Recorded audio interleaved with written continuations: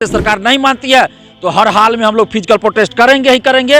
Railway track को जाम करेंगे, सड़कों को जाम करेंगे और देखते हैं जो होगा देखा जाएगा। क्योंकि जब जब बड़ी क्रांति हुई है छात्रों से हुई है, इस बात को याद रखिए दोस्तों। अगर आप घर बैठे रहे तो सरकारी नौकरी तो भूल जाइए, देश भी गुलाम हो जाएगा। आप घर बैठे रहिएगा तो आपको अपनी लड़ाई खुद लड़नी होगी और आगे आना ही होगा। नहीं तो जो 2.5 करोड़ आप लोग स्टूडेंट्स हैं ऐसे ही झुंझुना थमा दिया जाएगा। जब इलेक्शन आएगा तो आपकी बात होगी, चुनावी वैकेंसी आएगी या फिर 5 साल आप इंतजार करते रहिए। फिर 2024 लोकसभा चुनाव आएगा तो परीक्षा की तिथि घोषित कर दी जाएगी, फिर चुनाव खत्म, आपको भूल जाएंगे सब। पिछले साल चला था कि मोदी जी का जितना वीडियो आता था उस पर डिसलाइक अभियान जो चला था, उसी तरह से फिर से आपको अभियान चलाना पड़ेगा कि जो भी शिक्षक, हम खुलेआम कह रहे हैं कि जो भी शिक्षक आपका सपोर्ट नहीं करे, आपके सपोर्ट में वीडियो नहीं बनाए, उन शिक्षकों का जब भी कोई यूट्यूब पे वीडियो आए डिसलाइक कीजिए, उस चैनल को अनसब्सक्राइब कीजिए। नमस्कार, आप देख रहे हैं द इंडिया टॉप। मैं हूं आदेशपुरी। विश्व की सबसे बड़ी परीक्षा बिहार देश में होने वाली रेलवे बोर्ड की परीक्षा है, जिसमें आपको बताएं कि एनटीपीसी और ग्रुप डी को लेकर 2 करोड़ 40 लाख कैंडिडेट ने अप्लाई किया है। लेकिन 2.5-3 साल होने जा रहे हैं, अभी तक ये परीक्षा पूरी नहीं हो पाई और ग्रुप डी का तो डेट भी नहीं घोषित किया गया है। हमने लगातार आवाज़ उठाई, शिक्षकों से बात की। आप देखे होंगे सभी ये कह रहे हैं कि हम जो है समन्वय बनाकर प्रभावशाली ढंग से सरकार पर प्रेशर बनाएंगे ताकि जल्द से जल्द एग्ज़ाम का डेट घोषित किया जाए और रिजल्ट भी घोषित किया जाए। हमारे साथ हैं छात्र नेता दिलीप। इन्हीं के साथ मिलकर हमने इस मुद्दे को उठाया था कि आखिर ग्रुप डी का एग्ज़ाम का डेट क्यों नहीं घोषित किया जा रहा है, एनटीपीसी का फाइनल रिजल्ट क्यों नहीं घोषित किया जा रहा है, मेंस जो पीटी हुआ था उसका रिजल्ट क्यों नहीं घोषित किया जा रहा है। दिलीप, आप भी शिक्षकों से भेंट किए, मैंने भी इंटरव्यू लिया। क्या लगता है कि जो एक सरकार का जो एक रवैया है लापरवाही वाला, क्या प्रेशर बन पाएगा और जल्द से जल्द एग्ज़ाम हो पाएगा? देखिए, बिल्कुल प्रेशर बनेगा और हमने भी आज पटना के कई शिक्षकगणों से मुलाकात किया है इस मुद्दे पे और सभी लोग एक साथ आ चुके हैं, बस घोषणा होना बाकी है। पटना के ही नहीं बल्कि देश के सभी शिक्षक लगभग एक साथ आ चुके हैं। कुछ शिक्षक अभी संपर्क में नहीं आए हैं, जिनसे संपर्क नहीं हो पाया है तो उनका भी कॉन्टैक्ट नंबर उपलब्ध कराया जा रहा है। एक दूसरे से कॉन्टैक्ट में आ रहे हैं सभी लोग और 1 से 2 दिन के अंदर सभी शिक्षक एक मंच पे आ जाएंगे और उसके बाद एक जोरदार ऐलान होगा। जैसा कि पटना में जो हम जिन शिक्षकों से मिले उन शिक्षकगणों ने ये बात हमें बताई है और बहुत सारे शिक्षकगणों का फ़ोन भी मेरे पास आया है जो कि पटना से यानी कि बिहार से बाहर के शिक्षक है, उन लोगों का भी मेरे पास फ़ोन आया है और इस मुद्दे पे सभी शिक्षकगण साथ हैं और सभी लोग सम्मिलित रूप से एक डेट अनाउंस करेंगे। उस डेट पे प्रोटेस्ट किया जाएगा। ये डिजिटल प्रोटेस्ट भी होगा और सरकार नहीं मानती है तो फिर फिजिकल प्रोटेस्ट भी होगा ही होगा, क्योंकि डिजिटल प्रोटेस्ट हो रहा है सरकार को चेतावनी देने के लिए कि आप मान जाइए कि छात्र जो हैं ये 2 करोड़ 40 लाख छात्र जो हैं वो परेशान हैं, उनकी बातों को आप मान जाइए। अगर नहीं मानते हैं, परीक्षा की तिथि घोषित नहीं होती है तो फिर लास्ट में तो है कि ब्रह्मास्त्र चलाना पड़ेगा और सड़क पर उतरना ही पड़ेगा। दिलीप, ये किस चुनाव को देखते हुए कहा जा रहा है कि अगले साल 5 राज्यों में चुनाव है, उसको देखते हुए कृषि कानून बिल को वापस ले लिया गया। लेकिन ये 2 करोड़ 40 लाख जो कैंडिडेट हैं देश के हर एक राज्यों में और जहाँ चुनाव होने वाले हैं उनकी संख्या वहाँ ही ज़्यादा है, हर एक केंद्र शासित प्रदेश में है। बावजूद इसके सरकार इसको क्यों इग्नोर की है? साफ ध्यान नहीं है, छात्रों को सड़क पर आने का प्लानिंग करना पड़ रहा है, ऐसा स्थिति है, क्यों? देखिए, सरकार ध्यान जरूर देगी। जैसे कृषि बिल को वापस क्यों लिया गया? चुनाव में हार का डर था, किसान लगातार आंदोलन कर रहे थे तो चुनाव में हार का डर था तो कृषि बिल वापस ले लिया गया। तो इसी तरह अगर छात्र सड़क पे उतर के आंदोलन करेंगे और डिजिटल प्रोटेस्ट करते हैं तो कहीं ना कहीं सरकार तक एक मैसेज जाएगी कि अगर हम इन लोग की बात को नहीं मानते हैं, परीक्षा की तिथि घोषित नहीं करते तो ये लोग चुनाव में हमारे विपक्ष में वोट करेंगे, यानी कि जो विपक्षी पार्टियां होंगी उनको ये लोग वोट देंगे तो हमारी पार्टी हार जाएगी। तो इस डर से परीक्षा की तिथि वो घोषित करेंगे और परीक्षा भी करवा लेंगे और ये डर सरकार को है। लेकिन इस डर को जग जाहिर करना पड़ेगा और परीक्षार्थियों को और देश के जितने भी शिक्षकगण हैं उनको एक साथ आके ये चीज़ दिखाना पड़ेगा सरकार को, डर पैदा करना पड़ेगा सरकार के मन में कि अगर आप छात्रों की बात नहीं मानते हैं, परीक्षा की तिथि घोषित नहीं करते हैं तो हम लोग चुनाव में जो है आपके अगेंस्ट वोटिंग करेंगे और आपकी पार्टी निश्चित रूप से हारेगी। और इस डर से निश्चित रूप से सरकार परीक्षा की तिथि घोषित करेगी, क्योंकि ये 1-2 हज़ार स्टूडेंट्स की बात नहीं है, ये 2.5 करोड़ स्टूडेंट्स की बात है और देश के सभी जगह की बात कर रहे हैं दिलीप। लेकिन कई शिक्षक ने यह भी बताया कि चाहे अभी प्रोटेस्ट करते हैं, बीएसएससी कहीं आप किए तो जितना संख्या है उसका 5% भी लोग नहीं पहुंचता है। रेलवे 2 करोड़ 40 लाख की बात कर रहे हैं आप, सैकड़ों में भी छात्र नहीं पहुंचते हैं प्रोटेस्ट में। तो आखिर क्यों सुनी जाएगी उनकी बातों को?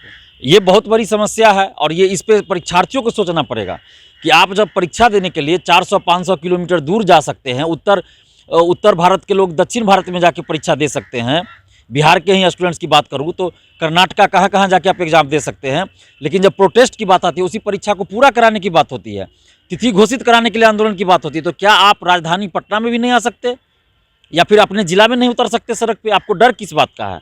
अगर आपको डर है किसी बात का तो आप घर बैठे रहिए, तब फिर आप छोड़ दीजिए उम्मीद कि आपको सरकारी नौकरी मिलने वाली है, क्योंकि वैसे भी प्राइवेटाइजेशन किया जा रहा है, रेलवे का निजीकरण किया जा रहा है, बहुत कम अब है जो बच गया है।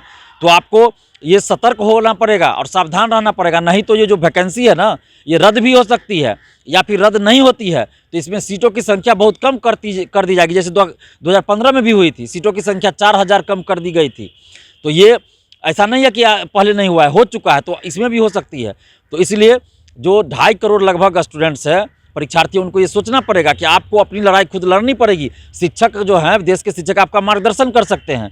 शिक्षक सड़क पे नहीं उतरे तो आप क्या नहीं उतरिएगा सड़क पे? शिक्षकों की अपनी अलग भूमिका है। अगर वो सड़क पे नहीं भी उतरते हैं तो आपको उतरना पड़ेगा सड़क पे, क्योंकि परीक्षा आपको देना है, नौकरी आपको लेना है। शिक्षक को नौकरी नहीं लेनी है, नौकरी आपको लेनी है। तो शिक्षक अपना क्या कर रहे हैं नहीं कर रहे हैं वो छोड़ दीजिए, शिक्षक का वो कर्तव्य है, शिक्षकगणों का कर्तव्य है, वो अपना कर्तव्य कैसे निभाते हैं उनको छोड़ दीजिए। आप अपना कर्तव्य कैसे निभाते हैं ये देखना है। आप परीक्षार्थी और आप सड़क पे आंदोलन, शिक्षक मान लीजिए सब शिक्षक एकजुट होकर आंदोलन का आह्वान कर दिए और परीक्षार्थी घर में बैठे रह गए, तो फिर क्या होगा? कुछ नहीं होगा। सिर्फ शिक्षक के सड़क पर उतर जाने से ही आंदोलन नहीं हो जाएगा या सरकार बात नहीं मान लेंगी।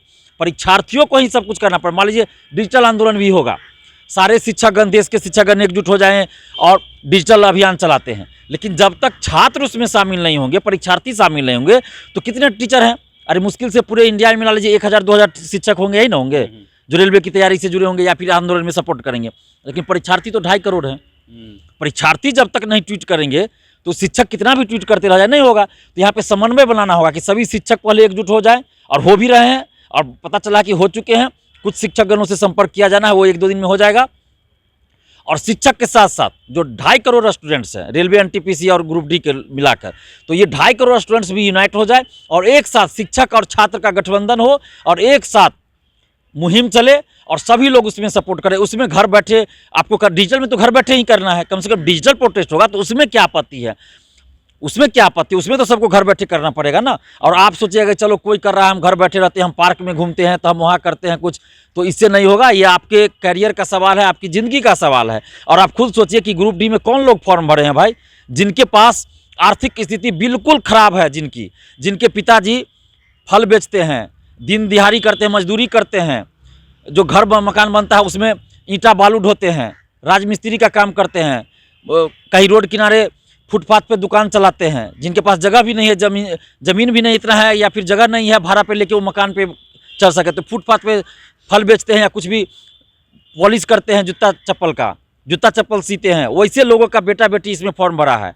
तो आपको सोचना पड़ेगा, आपको अपने अधिकार और हक के लिए खुद लड़ना पड़ेगा। कोई मंत्री विधायक नेता नहीं आपके लिए आएगा, क्योंकि मंत्री या विधायक नेता का बेटा दिल्ली या लंदन पढ़ता है, अमेरिका में पढ़ता है, उसका बेटा बेटी इंडिया में पढ़ता भी नहीं है। तो आप लोग क्या, उसका बेटा बेटी रेलवे ग्रुप डी का फॉर्म नहीं भरता है? तो आपको अपनी लड़ाई खुद लड़नी होगी और आगे आना ही होगा, नहीं तो जो 2.5 करोड़ आप लोग स्टूडेंट्स हैं ऐसे ही झुंझुना थमा दिया जाएगा। जब इलेक्शन आएगा तो आपकी बात होगी, चुनावी वैकेंसी आएगी, या फिर 5 साल आप इंतजार करते रहिए। फिर 2024 लोकसभा चुनाव आएगा तो परीक्षा की तिथि घोषित कर दी जाएगी, फिर चुनाव खत्म, आपको भूल जाएंगे सब। जब ये वैकेंसी मार्च 2019 में आई थी तो उस समय विज्ञापन में लिखा था कि अगस्त से अक्टूबर तक ये एग्जाम करा लिया जाएगा। तो क्यों लिखा गया था? अगर भारत सरकार के पास इतनी औकात नहीं है कोई एग्जाम करा सके तो क्यों आपने कहा? और आप कह रहे हैं कि रेलवे, एनटीपीसी, एसएससी, बैंकिंग सबका आप एक साथ एग्जाम लेंगे, तो ये तो आप सीधा है कि झुंझुना थमा रहे हैं देश के परीक्षार्थियों के हाथ में, छात्रों के हाथ में। आपकी औकात नहीं है एग्जाम लेने की, तो आप ऐसा क्यों कर रहे हैं? सिर्फ गुमराह कर रहे हैं। और औकात की बात नहीं है, औकात है भारत सरकार के पास। जब कोरोना काल में आप इलेक्शन करा सकते हैं, गाँव जाके हर एक बूथ पे आप सब कुछ कर सकते हैं, तो क्या ये एनटीपीसी और रेलवे ग्रुप डी का एग्जाम नहीं करा सकते हैं? ये बेवकूफ़ किसको बना रहे हैं आप? किसको बेवकूफ़ बना रहे हैं? लेकिन ये परीक्षार्थियों को, छात्र छात्राओं को सोचना पड़ेगा कि आप जब तक नहीं उतरिएगा सड़क पे तो कोई नेता आपको सपोर्ट करने वाला नहीं है, कोई नेता आपके लिए आवाज़ उठाने वाला नहीं है। आपके लिए सिर्फ युवा शब्द जो है वो चुनाव में यूज किया जाएगा। तो अभी आपको खुद लड़ाई लड़नी पड़ेगी। शिक्षकगण एकजुट हो रही है, अच्छी बात है। हमने भी बहुत सारे शिक्षकों से संपर्क किया है और अभी हम लगातार कर भी रहे हैं। और हम अपील भी करते हैं कि जो भी शिक्षक इसमें अगर दिल से सपोर्ट नहीं कर रहे हैं तो वो बहुत बड़ी गलती करेंगे, क्योंकि शिक्षक की पहचान छात्र से है।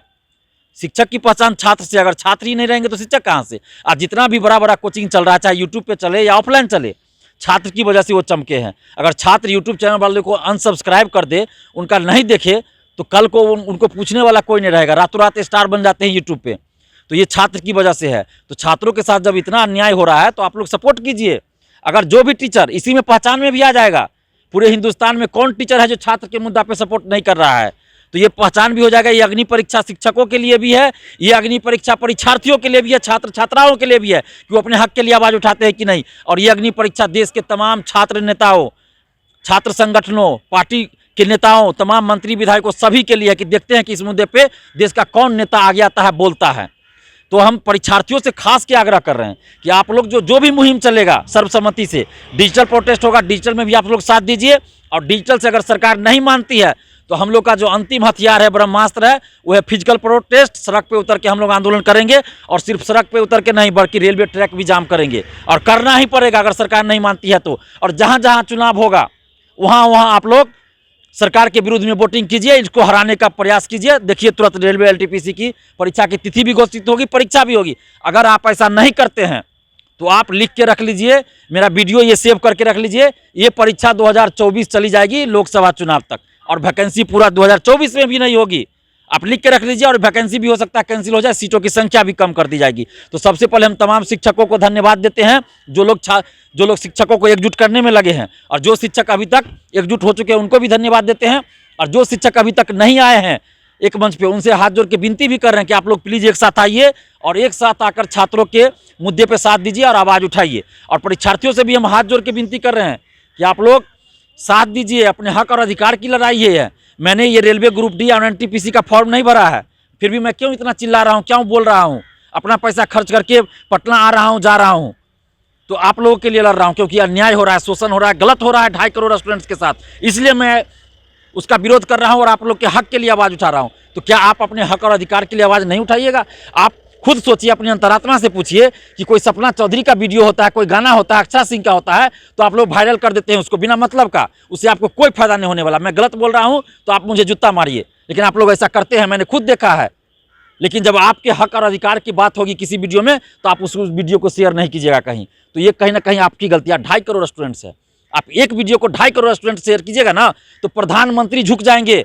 जो अभियान पिछले साल चला था कि मोदी जी का जितना वीडियो आता था उस पर डिसलाइक अभियान जो चला था, उसी तरह से फिर से आपको अभियान चलाना पड़ेगा कि जो भी शिक्षक, हम खुलेआम कह रहे हैं कि जो भी शिक्षक आपका सपोर्ट नहीं करे, आपके सपोर्ट में वीडियो नहीं बनाए, उन शिक्षकों का जब भी कोई यूट्यूब पे वीडियो आए डिसलाइक कीजिए, उस चैनल को अनसब्सक्राइब कीजिए। देखिए सभी औकात में आ जाएंगे। जितना भी नेता है, विधायक है, मंत्री है, उन सब का वीडियो पे डिसलाइक कीजिए, कमेंट कीजिए, देखिए सब औकात में आ जाएगा। प्रधानमंत्री के वीडियो पे डिसलाइक कीजिए। और आप लोगों से हाथ जोड़ के विनती कर रहे हैं कि इस मुहिम में साथ दीजिए, अन्यथा आप लोग सरकारी नौकरी भूल जाइए। और आप लोग अगर समर्थन करते हैं, साथ देना चाहते हैं, अगर हम आपके काम आ सकते हैं, फिजिकल प्रोटेस्ट भी होगा, हम उसमें भी आपके साथ कदम से कदम मिला के चलने के लिए तैयार है, और पुलिस का सामना करने के लिए तैयार है। जो भी करेगी हम आगे रहेंगे, हम पीछे हटने वाले नहीं है। और डिजिटल प्रोटेस्ट में भी आपके साथ है। और आप लोग अगर हमसे चाहते हैं किसी तरह का संपर्क करना, हम मोबाइल नंबर भी बता दे रहे हैं 7282005656। इस पे आप हमें व्हाट्सअप